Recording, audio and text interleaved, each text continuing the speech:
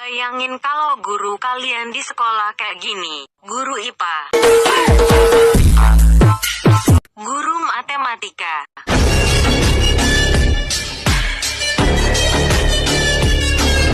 guru olahraga,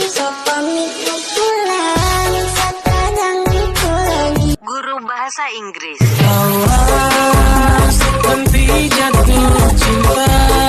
guru IPS,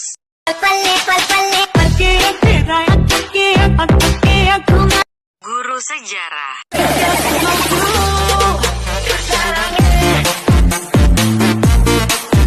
guru seni budaya.